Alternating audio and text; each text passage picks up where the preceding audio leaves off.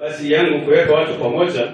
Kamiti ya andũ 14 ĩrĩa yombirwo gwetha njĩra cia kũrutithia wĩra ngirimiti ya ũiguano gatagatĩ wa President Kenyatta na mũtongoria wa ODM Raila Odinga nĩthiĩte na mbere kũngania mawoni kuma kũrĩ Akenya kaunti-inĩ itiganĩte. Mũthenya wa ira kamiti ĩno ĩratindire kaunti-inĩ ya Laikipia kũrĩa mũingĩ wa kaunti ĩno ũragĩire na mweke wa gũtetia ũrĩa ũtambũrũkia wa mahinya ũkoretwo ũgĩtabanio matũũra-inĩ. Sisi tunaomba serikali kama ugatuzi imekuja, ugatuzi ifikie mwananchi.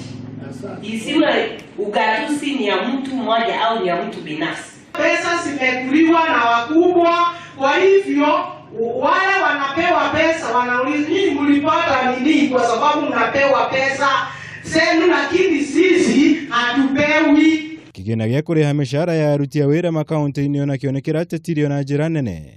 Makĩria kuona nĩ kĩa igũrũ mũno na gũkĩra kĩgĩna kĩrĩa kĩigagwo keheri-inĩ gĩa gũtabania tabarĩra cia ũthii wa na mbere.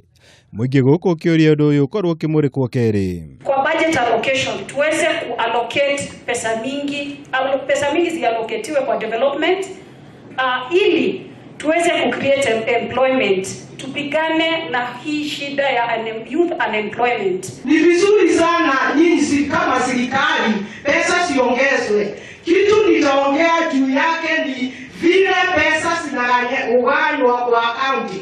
Nimesikia ingine zile pesa nyingi 73% zinaenda kwa mshahara ya wafanyikazi. Kwa hivyo pesa haifikii mwananchi wa kawaida yapate haki yake.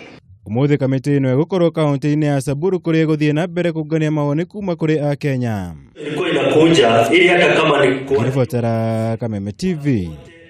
Jitagwo Mwaura Wagunya. Tukiangalia upande wetu tunaona